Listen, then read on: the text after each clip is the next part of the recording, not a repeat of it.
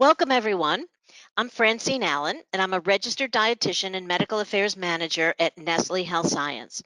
I'll be moderating today's presentation, Nutritional Management of the Medically Complex Pediatric Patient Receiving Food-Based Tube Feeding Formulas. Financial support for this presentation was provided by Nestle Health Science. The views expressed are those of the presenter and do not necessarily represent Nestle's views. The material is accurate as of the day it was presented, is for educational purposes only, and not intended as a substitute for medical advice. I'm very pleased to present today's speaker, Jared Miner. Jared is a physician's assistant in the pediatric GI division of Kids Medical in Hollywood, Florida. Jared has been in practice for over 15 years for a pediatric subspecialty group and is affiliated with Joe DiMaggio Children's Hospital, Memorial Regional Hospital, and Plantation General Hospital. He provides nutritional therapy to complex pediatric patients with feeding disorders, congenital heart disease, genetic anomalies, and malabsorption disorders. He also provides GI services to 2 pediatric total care centers in his county. He has presented research at NASPGHAN addressing enteral feeding tolerance in children with developmental delays and enteral tolerance of formulas with real food ingredients. Jared's area of interest are feeding disorders in complex medical patients, short gut syndrome, and inflammatory bowel disease. Based on his interests, he is uniquely positioned to work very closely with registered dietitians. We are thrilled to have Jared present today and share the results of his recently published prospective observational study. Welcome, Jared. Hello, so thank all of you for joining today. My name is Jared. I'm a PA here in South Florida. I started in pediatric GI in 2003, and I've been pretty much with the same group in hospital that entire career time. I have privileges at Joe DiMaggio, which is where I spend about 75% of my time seeing inpatients. My relationship with the dietitians at the hospital has grown over the last few years, and we've been fortunate enough to actually enlarge our team. I remember the days when I first started, there were maybe 2 or 3 dietitians I would share with the pediatric department and the adult side on the weekend. So we were all fighting for the same person. But now we've been lucky. We actually have a dietitian for each floor, and in some instances, each specialty. For example, there's one for kidney transplant, one for heart transplant, et cetera. So we have a big team now, so we work really closely together. As Francine mentioned, I work with the 2 medical daycares as well as the nursing facilities for pediatric patients here. Both of those facilities have their own dietitian, and I work closely with them as well. So on the outpatient basis, I've also been very fortunate to be able to have some dietitians help me when it comes to my patients at home. In 2003, I joined the Children's Center for GI, which was a single provider with 2 extenders, private practice. And then in about 2013, we became the pediatric GI group for Kids Medical, which is out of Coral Gables. And as you can see the list there, this is a multidisciplinary group. And these are all the specialties that are within this umbrella. And it has been a great experience because now we're able to interact very closely with the other specialties, because as most of you probably know, these patients probably see 2 or 3 different subspecialists. At the bottom, you'll see the most 2 important people, even though they're at the end, which are the physician assistants, which is in bold there, and then dietitians. And 2 reasons why dietitians is highlighted there and in the last spot. It's highlighted because I want to highlight how important they are to my job every day and to helping me fulfill the dietary needs of my patients. But also, it's an addition to the slide as new as last week, because over the last few years, we have worked very hard to actually get an outpatient dietitian in my clinic, and it has been virtually impossible. And actually last week, we got the green light to add a part-time dietitian to my outpatient clinic. And that individual, she is going to help us develop our fatty liver program, hepatology program, which is going to be a multidisciplinary clinic, moving on to inflammatory bowel disease, and then hopefully short bowel syndrome clinic after that. So we're very excited, but that's why I added that in the last block there, because after many years of fighting, we were able to get a dietitian on our team. These are most of the diagnoses that I see based on age group. Not all of these patients will have a gastrostomy tube, Most of the patients that I tend to see are those that have developmental delays and feeding disorder and complex medical problems. So I would guess that maybe 50 to 60% of my patients have gastrostomy tubes or alternative ways of feeding. I wouldn't be able to continue without talking about the impact of COVID-19 on the patient population that we see and the patients that have these disabilities that come into our office. Keeping in mind, a lot of these patients are transported in wheelchairs, on stretchers, they may have home nursing, and there may be a team involved in getting them to the outpatient clinic. So actually COVID-19 has actually helped a lot of those patients, because now with a home nurse, I'm able to see the patient at home and I have a medical professional that can help me with the history. But with that, we realize that we have to rely on the caregivers at home to recognize changes in the patient's symptoms. And sometimes even for our physical exam over the phone, the caregiver is the one aiding in that. There has been delays in some of the supplies, particularly patients that require, gloves, which is part of PPE, alcohol. Those types of items have not been able to be supplied, and we've had to make some adjustments to care based on the lack of supplies during this time period. It's difficult to get vital signs, a height and a weight, which can be difficult even in an inpatient or a clinic environment, but it's especially difficult when the patient is home, so we have to get creative sometimes. What we've been able to do sometimes in our clinic is if a patient sees another doctor in person, like their pediatrician or say the cardiologist, we will take the weight from those visits. Some of the parents have purchased scales for home as well. Time and attention for these children may be altered a little bit as well, because if there are siblings in the home that the parents are also taking care of and also working at the same time, this care may be different, especially if they're not allowing home nurses or outside therapists to come in and out of the home, which used to be the help with taking care of these children. Treatment-based plans are based on subjective only, because I'm not able to do an objective physical exam on these patients. And then the last one, which could also be important if there's financial issues with the family as far as getting supplies and formulas and difficulties during this time that just add to the stresses of this patient population. So moving into the food-based tube feeding formulas for pediatric patients, it has been a big push. There's about 200,000 patients on home enteral nutrition. I will have to say in the beginning, this push was mostly coming from the parents and the caregivers asking for real food ingredient formulas. But now that I see the data and I hear back from these parents, I find that I'm more proactive in recommending these formulas from the offset, even for parents that may not have heard or know that this is even an option. So I'm very happy to see that they're growing. There's more studies out showing it's tolerated, and due to social media, more people are asking about it, and there's more discussion about it as well. So these are some of the things that we enjoy about the real food ingredients. So we're reaching our feeding goals. Patients are tolerating the volume. The thickness of the formulas is there, so you have less reflux symptoms, which may lead to less vomiting. The weight gain when you're able to reach the calorie goals, because more dense calories in a smaller volume promotes diverse gut microbiota. And then most importantly, the normalization of feeding.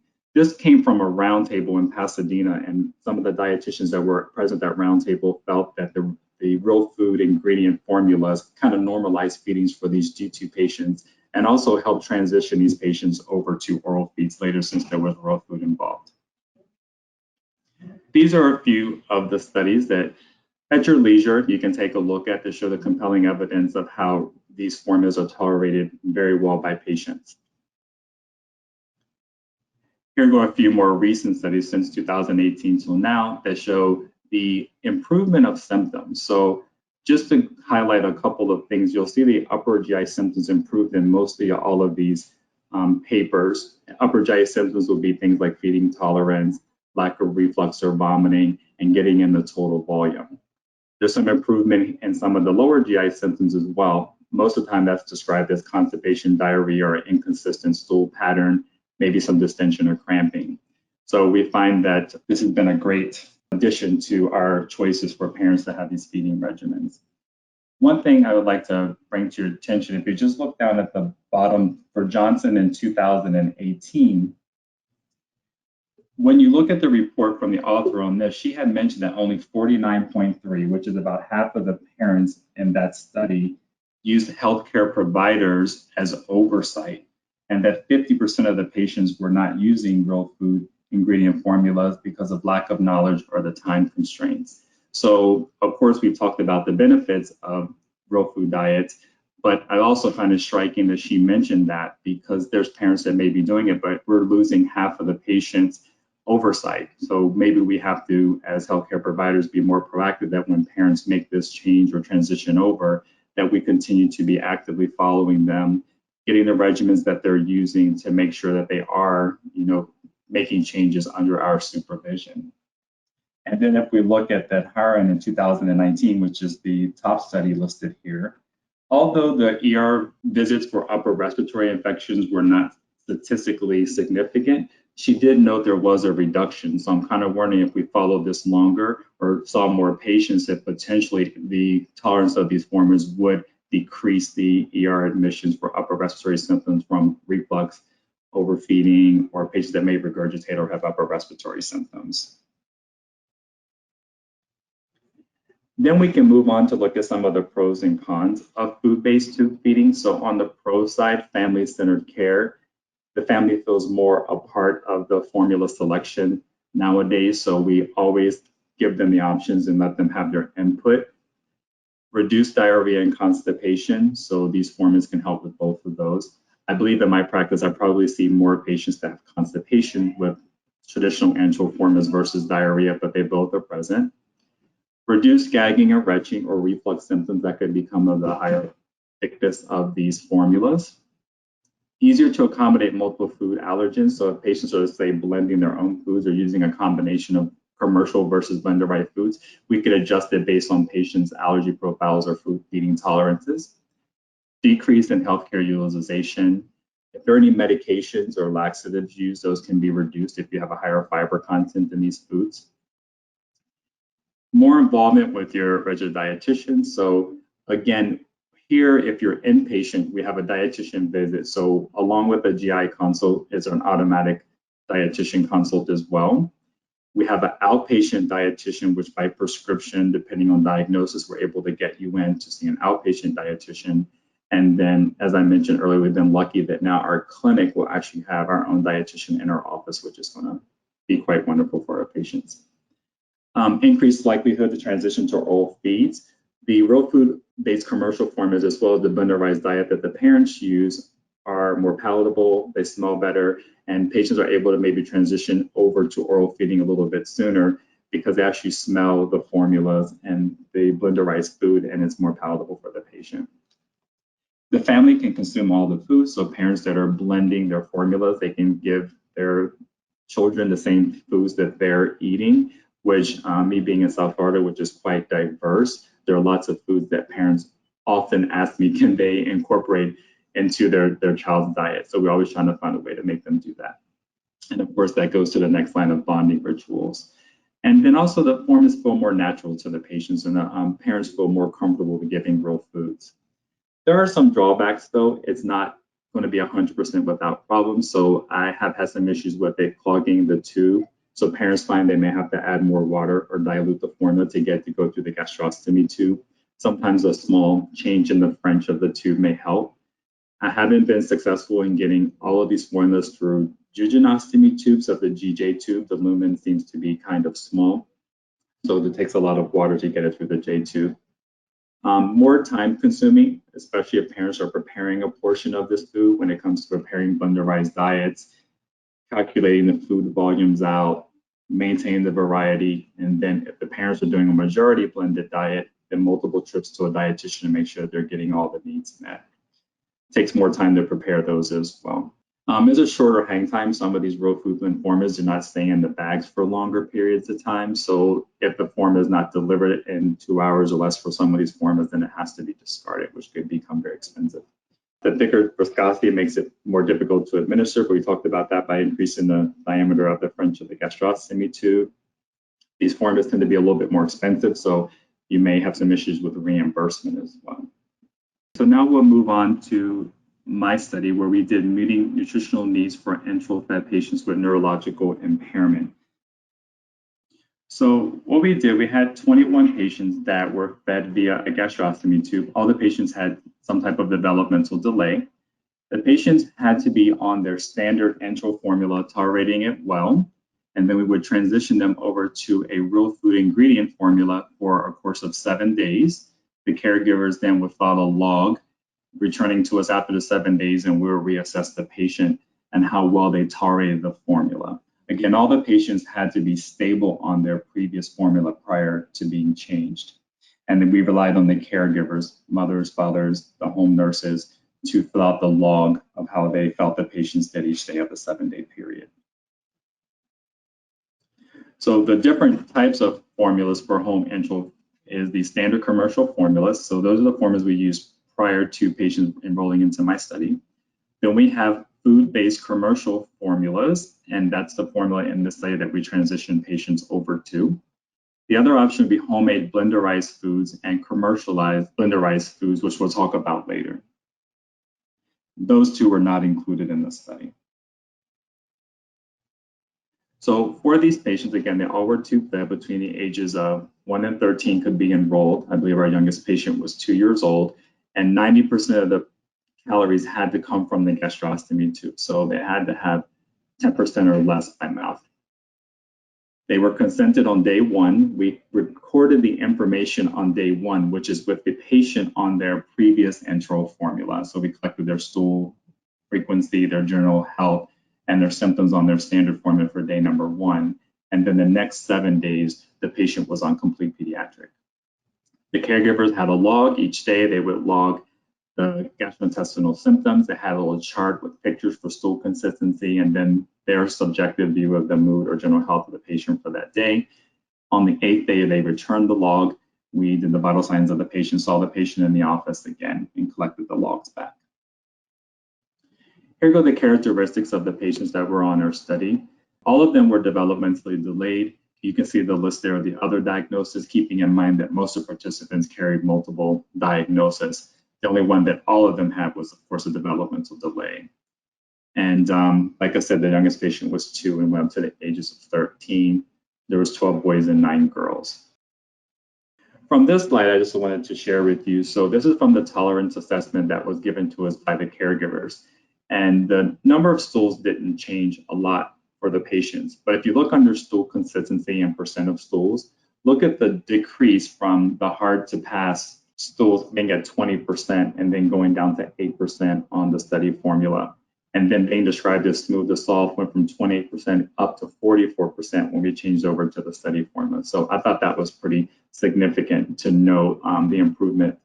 There were even patients within the study that were able to withhold their laxative therapies because they no longer needed it when on the study formula. From this slide, just wanted to demonstrate that the patient calories were met with the pre-formula as with the post-formula, and their protein goals were also able to be met with the study formula. Again, all these patients were stable on their pre-study formula, so this slide just reemphasizes that.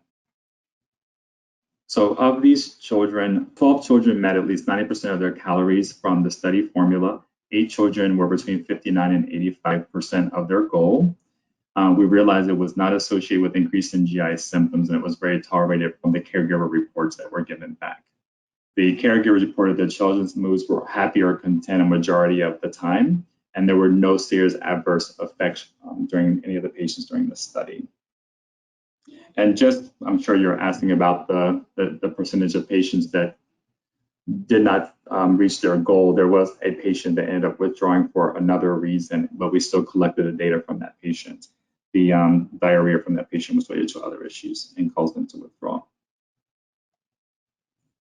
So the conclusion was that the pediatric enteral nutritional tube feeding formula with real food ingredients was safe, convenient, and nutritionally balanced option for these children with developmental delays.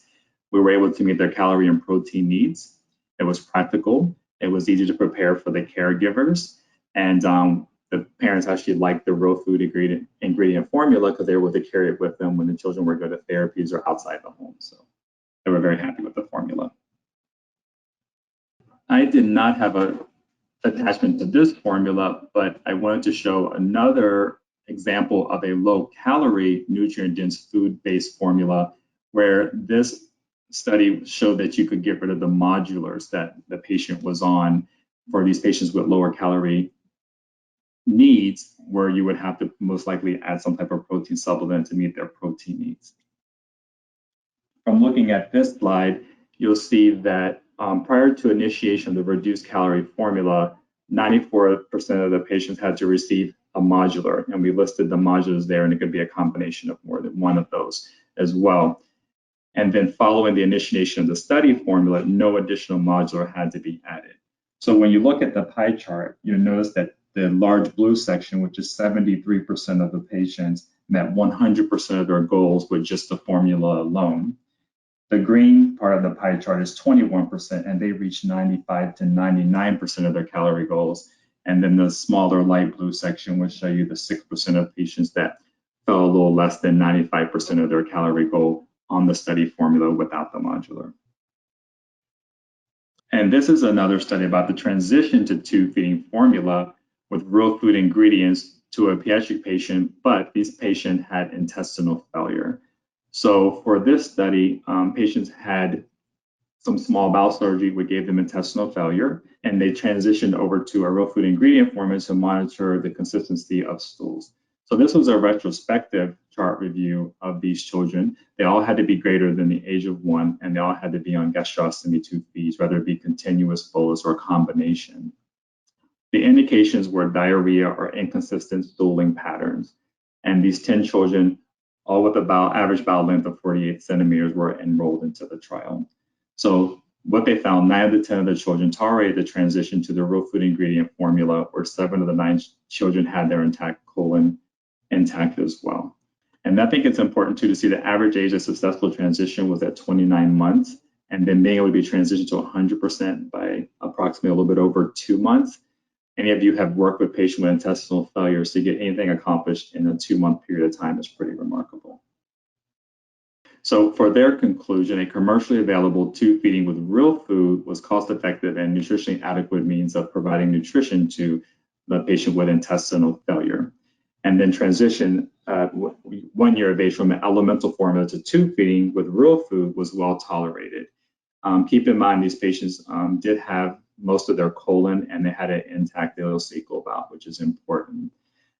For my practice, I'm not sure about most of the people in this group. When I started seeing short bowel patients, I'll say a long time ago, so you don't know how old I am, we really stuck to amino acid-based formulas.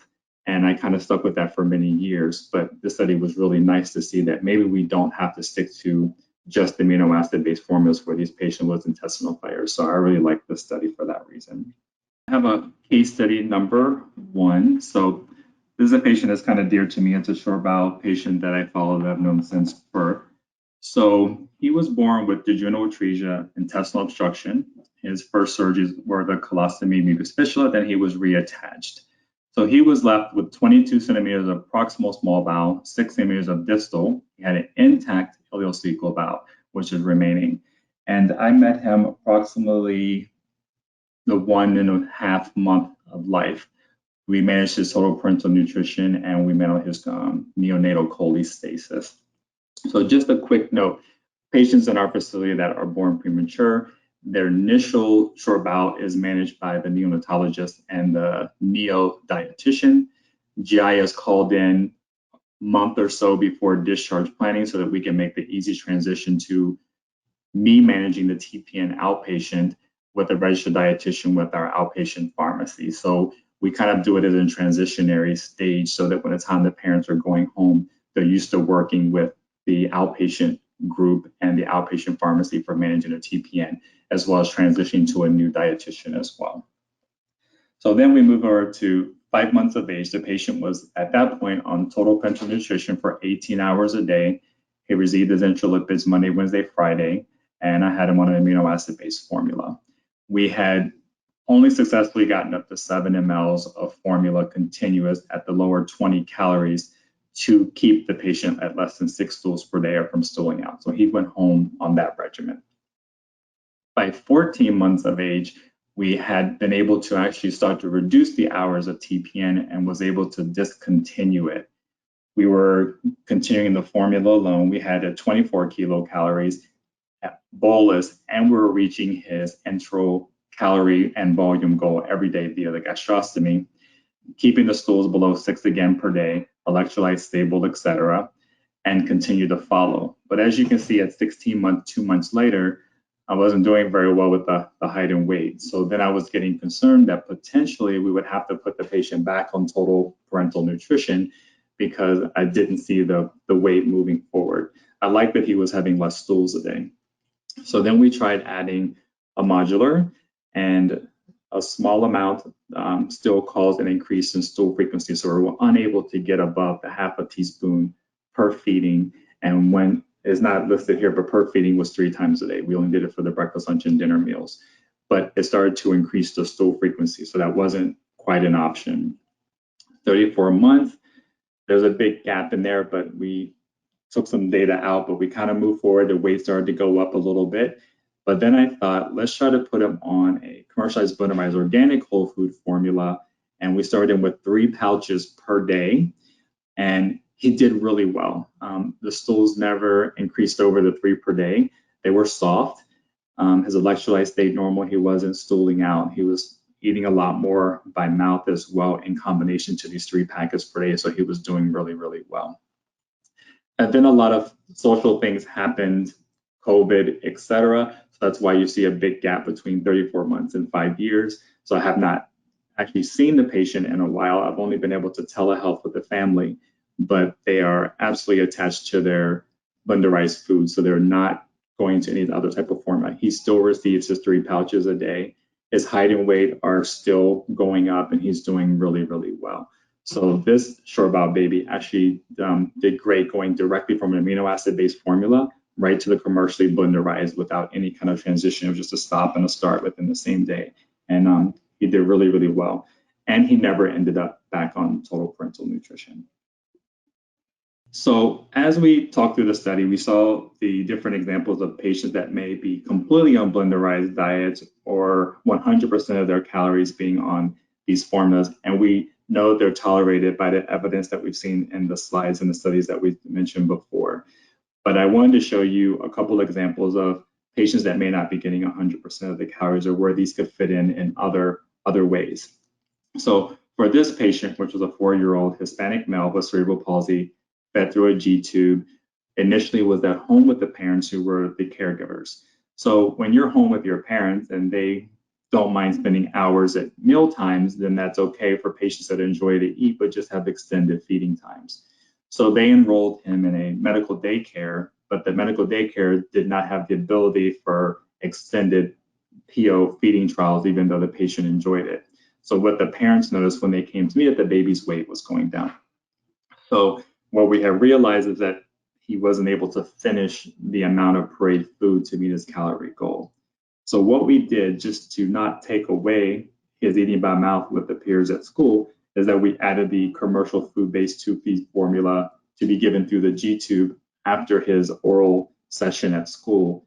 And then at home, the parents actually liked the idea because they thought maybe they were spending a lot of time feeding him too. So they actually adopted that for home as well. So now all of his feeds are by mouth for his enjoyment, and then we give the remainder of the calories to the commercial food-based formulas to meet his calorie goals. And so they're very happy with that.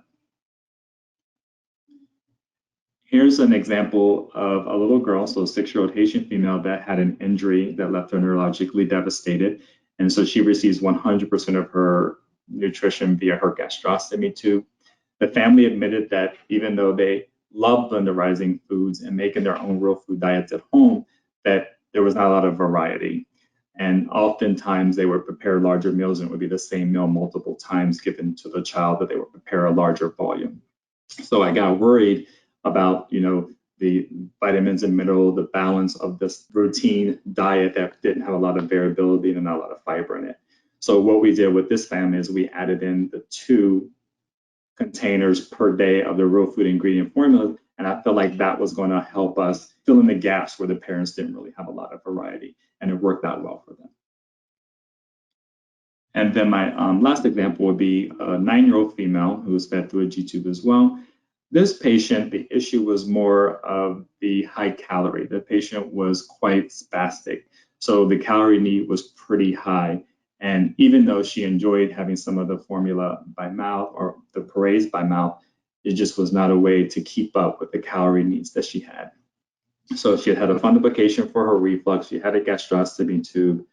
And so what we did with this patient, we allowed the daytime oral feedings to be the same, and then we added nighttime commercial real food blends because the parents prefer to give real food. So we would just give that overnight, and then during the day they would be able to give small amounts of. Actually, it was more taste because this patient really couldn't have much by mouth. But we would do the real food during the day, and then we also do the continuous feeds at night. So it helped with getting the calorie goal met. So I will turn it over to Francine. She will talk to you about the recipe builder. Thank you very much, Jared. That was a great presentation. Thank you. Before we go to the question and answers, I'd like to tell you all about a specific tool that you can find on Complete.com website. This tool was created by Robin Cook, a pediatric surgery and trauma dietitian at Children's Hospital of Philadelphia. And it was she created all the recipes, the whole tool, and it was a collaboration to get this onto a digital platform with Nestle Health Science. This tool, and I really encourage all of you to go to the website and play around with it a little bit because it will make your lives a lot easier if you're helping your patients develop blenderized recipes. The tool uses 8 food groups to create nutritionally complete blenderized tube feedings for patients 1 to 13 years. At the beginning of, you have to go to complete.com and you register. And once you register, you can go into the tool and you put in all your preferences, what the calories are, are there any allergies, any preferences to avoid a certain food, etc. And you make a profile. And then you can go through there's 8 different food groups, and you move through each of the 8 different food groups, and you select the right amount of servings to meet the needs, to meet the requirements in the tube feeding formula, in the tube feeding recipe. And the tool will not let you progress to the next screen unless you pick the right amount of servings of different foods. And again, as I said, it's a fabulous tool. It was originally created by Robin Cook at Children's Hospital of Philadelphia.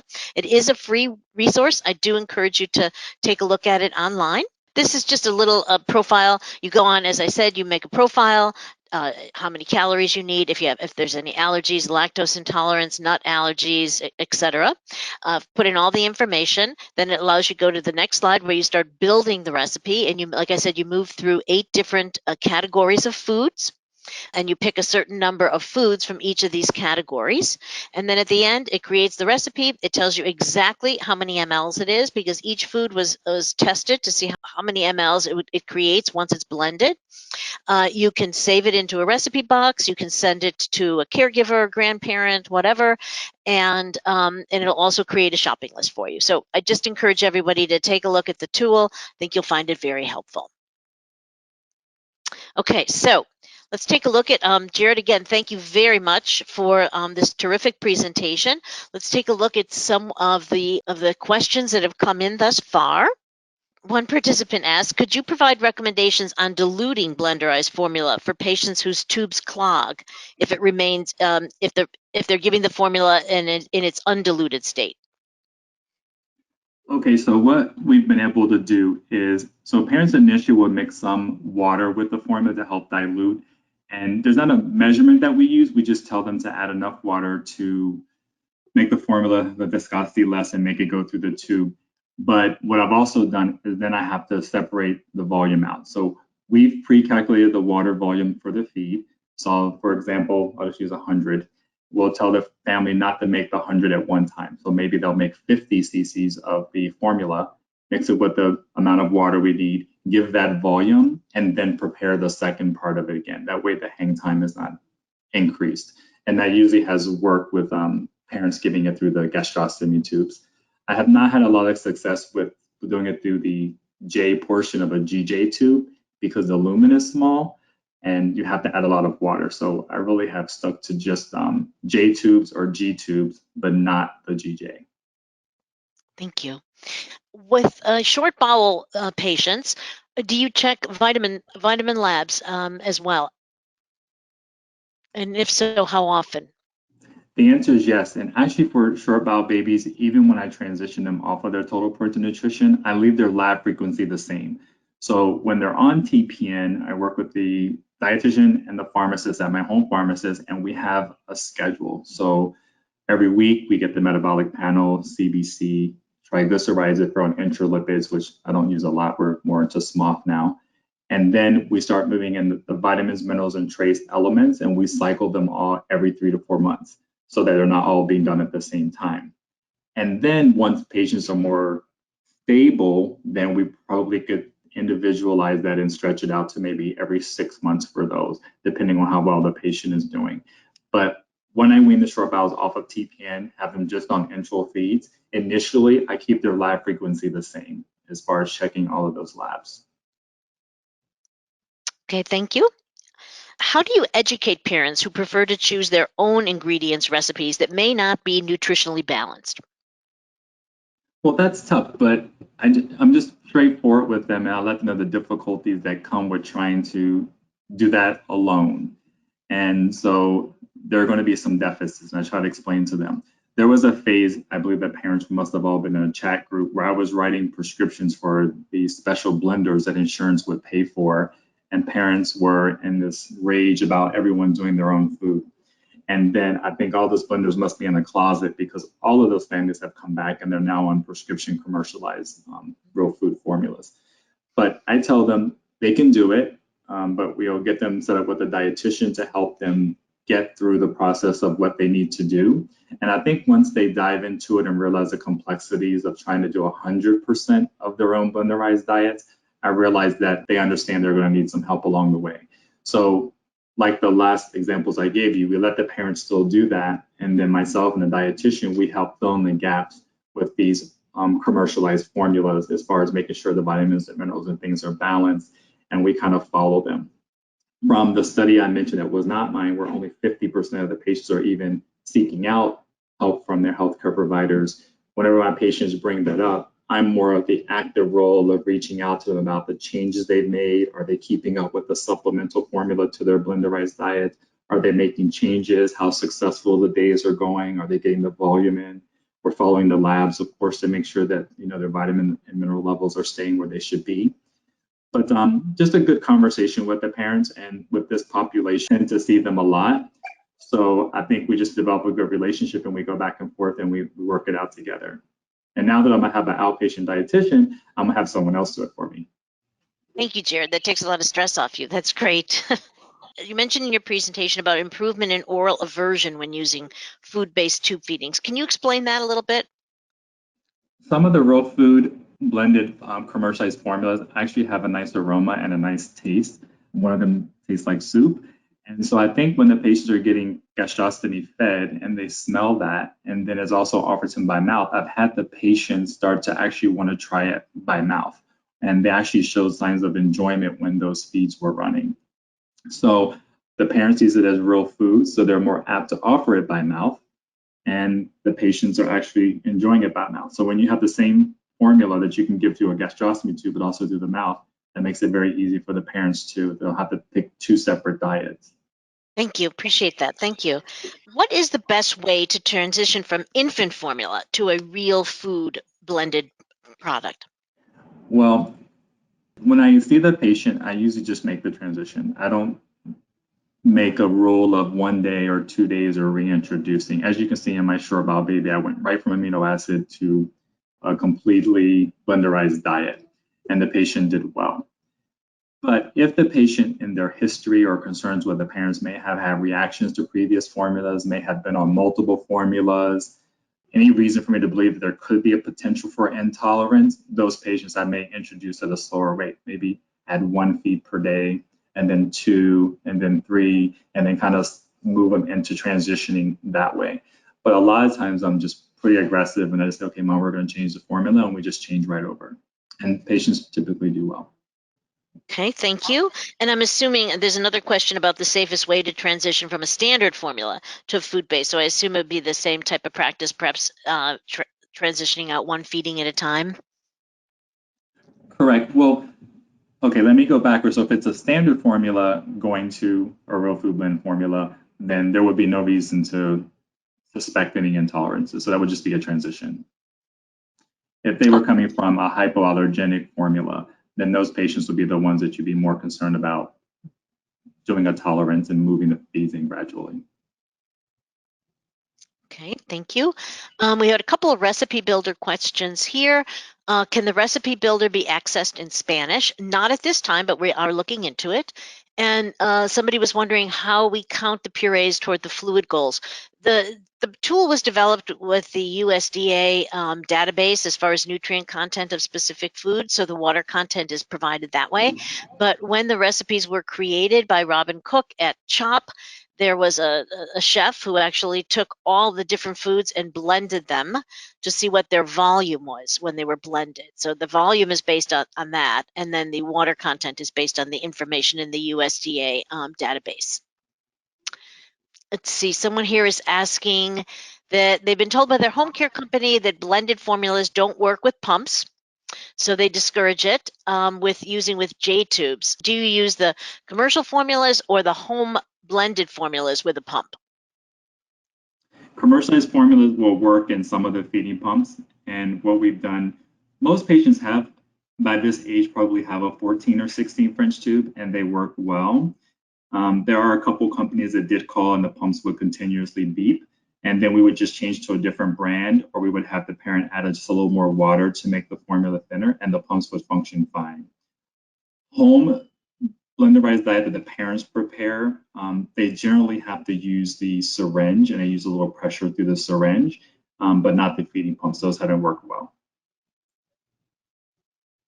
Okay, thank you. If there's another question here, I've got a couple of others. Going back to the blenderized tube feeding formulas for continuous GJ feeds, you said earlier that you're not able to use a GJ. Is that correct? But you can get it through a straight jejunostomy tube?